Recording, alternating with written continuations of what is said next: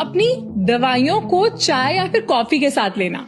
हम सब जानते हैं कि चाय और कॉफी में कुछ ऐसे कंपाउंड्स होते हैं जो कि न्यूट्रिएंट्स की अब्जॉर्प्शन को ब्लॉक कर देते हैं। उसी तरह चाय या कॉफी के इमीडिएटली पहले या बाद में मेडिसिन लेने से भी वो मेडिसिन काम नहीं करती। दूसरी गलती, बहुत देर तक एक ही जगह पे बैठे रहना। अपनी सभी रिस्पॉन्सिबिलिटीज पूरी करने के बाद हमारे पेरेंट्स के पास टीवी देखने का बहुत टाइम है, बट ऐसे में उनकी मूवमेंट बहुत कम हो जाती है।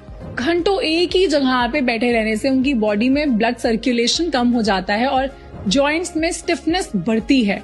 इसलिए हर थोड़ी देर के बाद उनका मूव करना जरूरी है। तीसरी गलती, पानी कम पीना।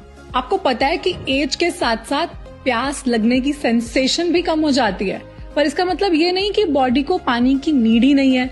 इनफैक्ट एजिंग की वजह से तो किडनीज वीक होने लगती हैं और वाटर लॉस और भी ज्यादा होता है। इसलिए प्यास नहीं भी लगे तब भी उन्हें पानी पीते रहना चाहिए। फोर्थ मिस्टेक, प्रोटीन अवॉइड करना क्योंकि हैवी लगता है।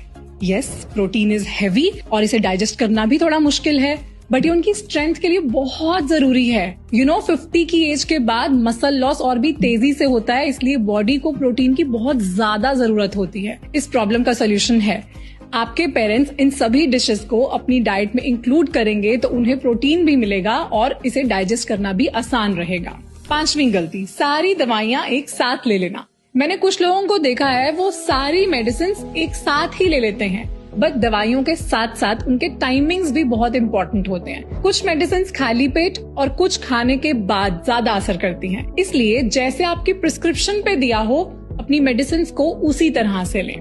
सिक्स्थ मिस्टेक, मील्स स्किप कर देना क्योंकि भूख नहीं लग रही।